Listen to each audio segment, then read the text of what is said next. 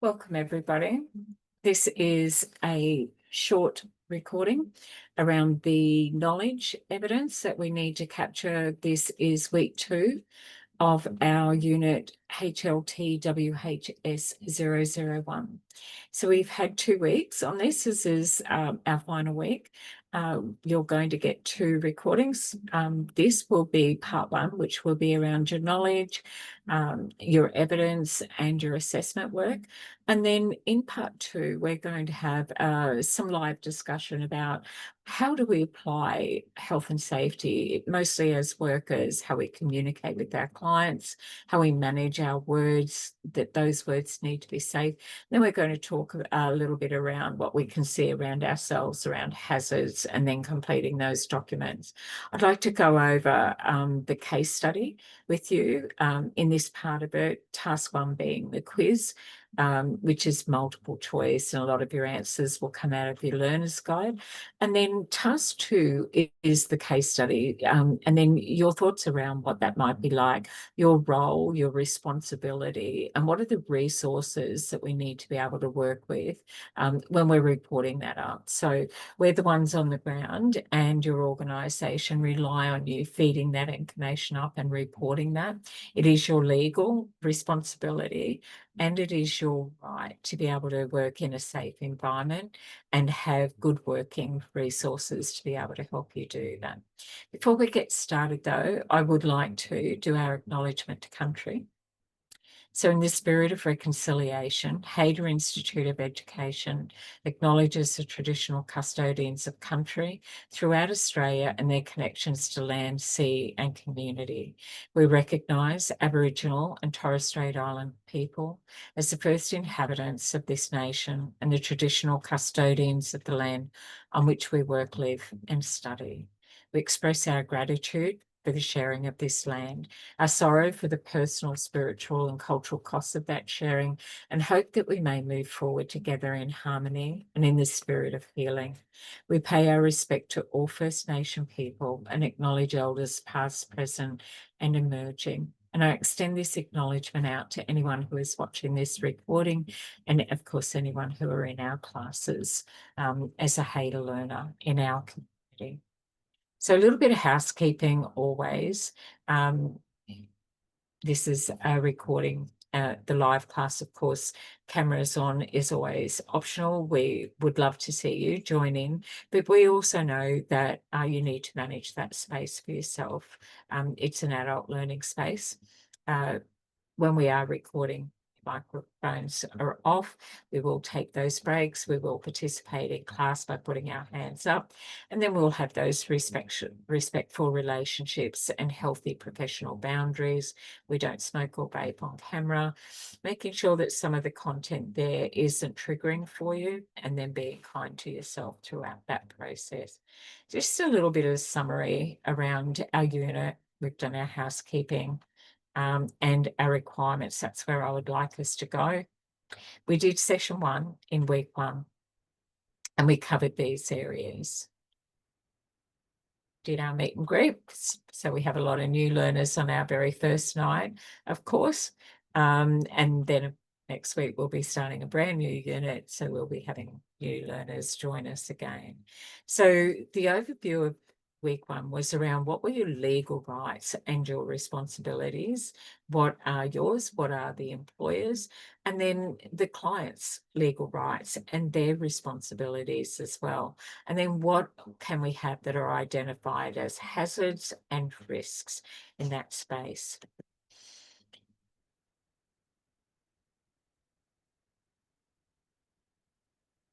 Most of that is actually written into your assessments in task 1 in the quiz.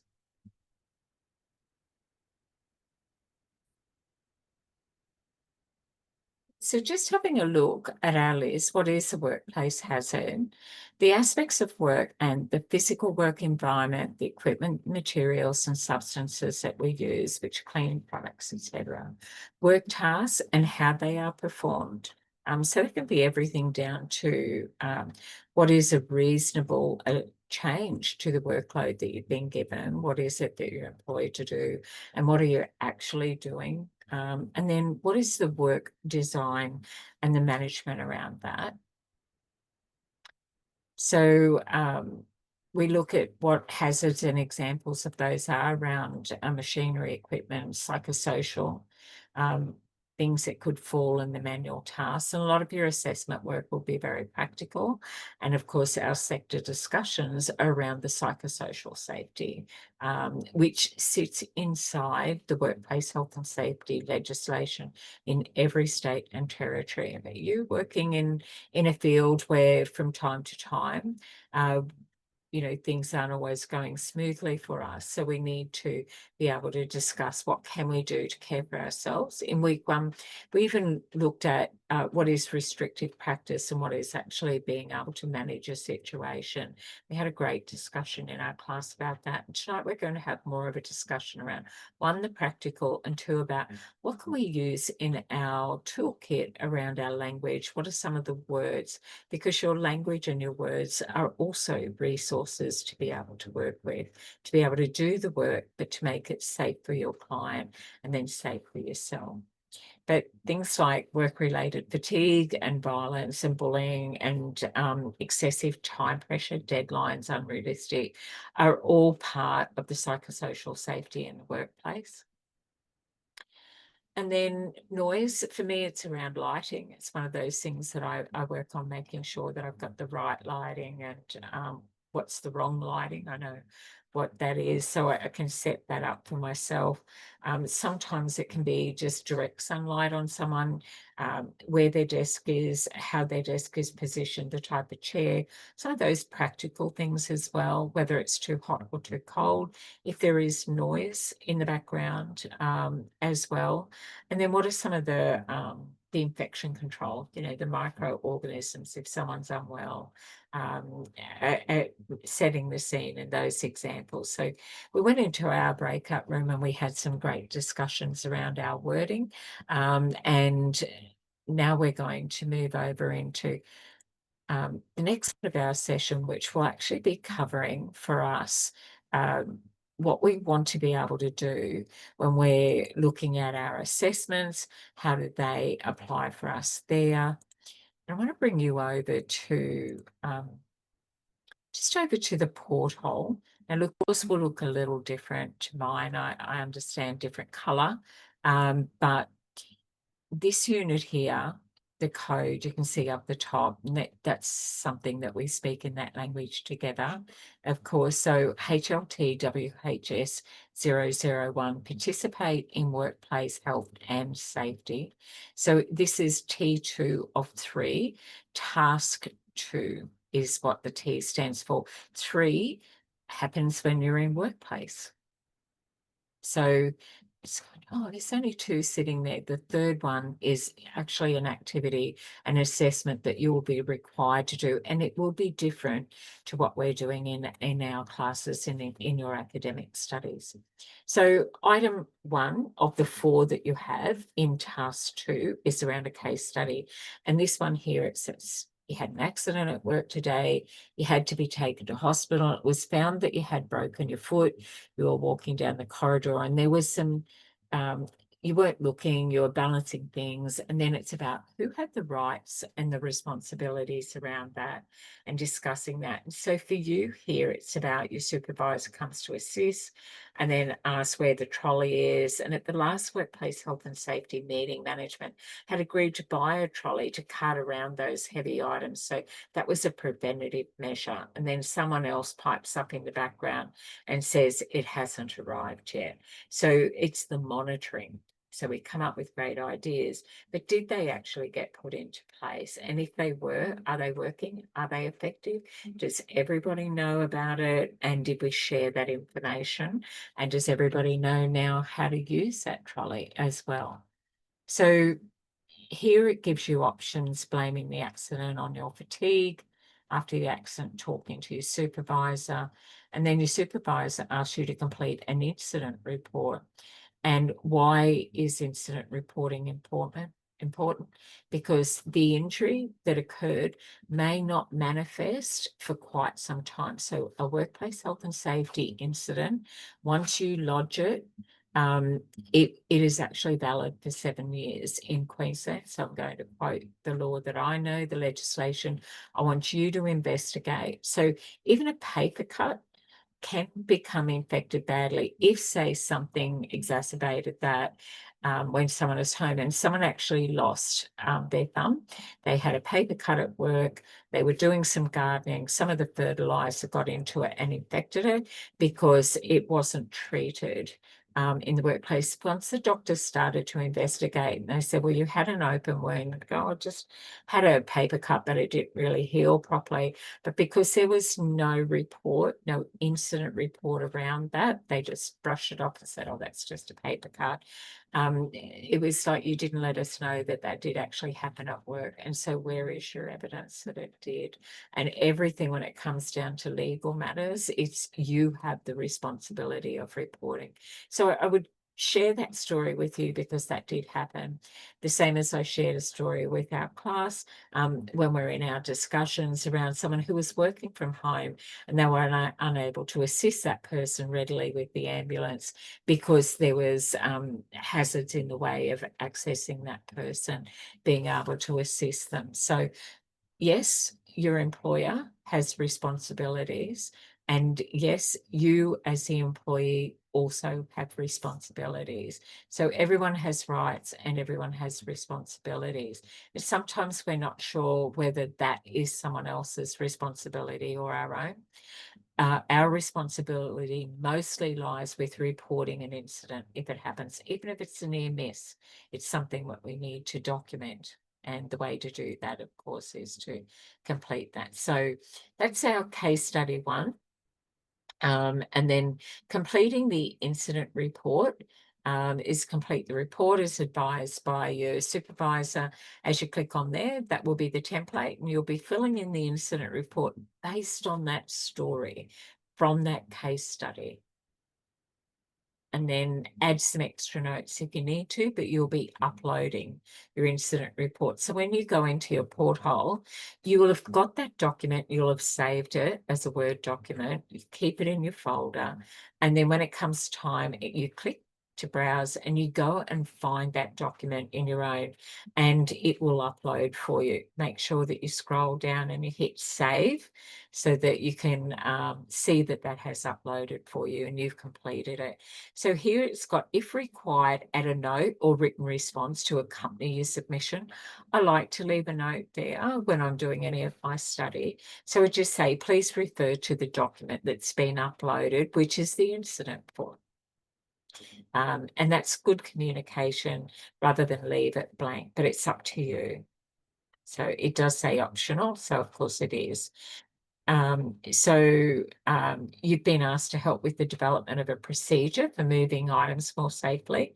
So that relates definitely back to the very first case study. Make a list of at least 6 safe practices. It could be added to that procedure where it talks about the storeroom.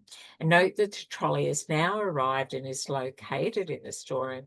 Think about education, awareness, communication. How do we get that information out? How much is the right response there? 2 or 3 sentences would be sufficient, or 2 or 3 dot points, bullet points that you'd be able to speak to and expand on that rather than just say one. So if you say, look, I would use training, so it's a trolley and how to use that. You have the legal responsibility where you must train staff to use it. If you're driving a company car, a defensive driving course is considered best practice for your staff if they're doing a lot of kilometres. And the same as using the photocopy machine, so someone doesn't get a paper cut. But if you've never been shown how to use it and you have an injury because of it, then that is the responsibility. So you ask somebody, could you show me how you use your machine? I've used a different one. All of them are quite different and it takes practice if you take something from the unknown to the known. So communication, education, awareness, and making sure that you have delegation of tasks, good understanding. What are 6 safe practices that could be added to your procedure that you identify with this one? And then save your answer. And then you'll move over to case study number 2. And this one is around, there's very strict security protocols in your workplace, and it's about the front doors being automated. And here you're going to be asked to go through this case study.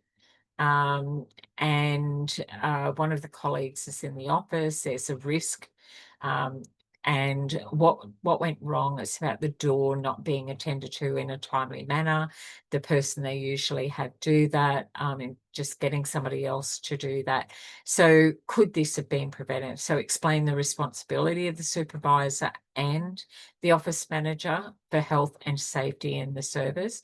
So you've got 4 parts to that question. Don't rush past the questions. Explain responsibility of the supervisor. So that's the first part.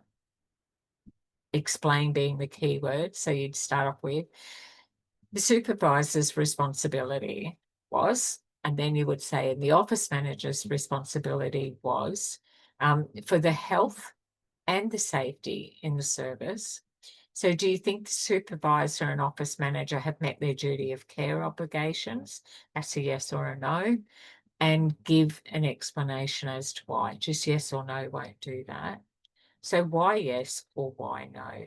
And what could the receptionist have done differently in this situation that may have stopped the incident from occurring? So this all forms part of an incident report. What could have been done differently to prevent it?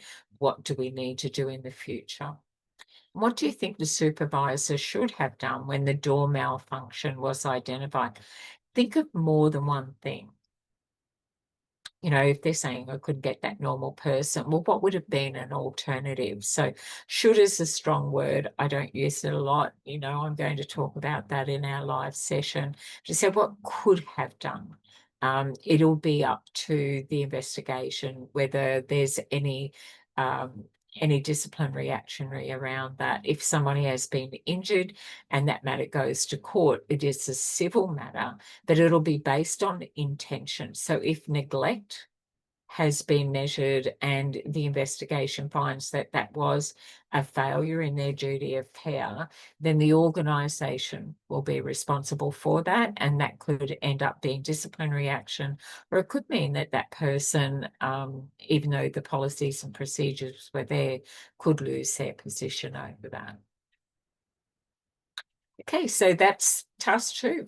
This is a great unit for you guys. No role plays, so nothing to be worried about, but we will definitely bring some of the skills and we'll demonstrate that role play or not. We're going to put that into action, take our knowledge, we're going to apply that to skills in our part 2 for this one. So let me just stop sharing for you there. And just in wrapping up, I'm going to introduce you over just to some more final slides.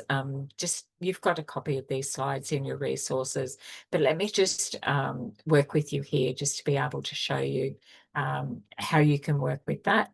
Let me just share my screen and take us back over to that space.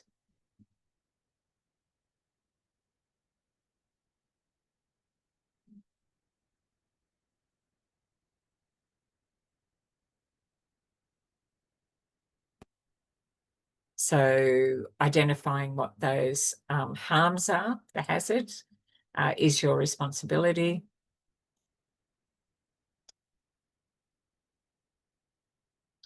There's some videos I want you to watch. That definitely looks hazardous to me.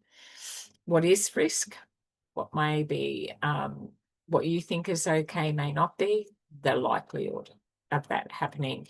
And then the severity of that as well. You'll see a lot of organisations will say, you know, so many days since an incident, there's a lot of pride. The higher that number as well, where they have been incident-free. And examples, how likely, how severe, and determining. So this will go into your incident report. So it might occur occasionally, or it's unlikely and rare, but it's certain to occur, expected to occur in most circumstances. This is the language about workplace health and safety. So this is how you determine whether it is going to be a likelihood.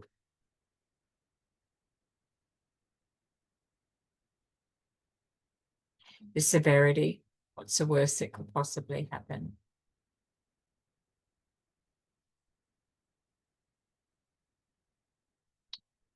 And then what are your legal rights and responsibilities? I just went past that video because I know you watched that in your own time. Hazards and risks, and that is in wrapping up. And this is where we're going to be heading into our session 2, and that's going to be our recording, and that will be coming out for you as well. So stay tuned. There's 2 recordings that are coming out for you in our final week on HLTWHS001.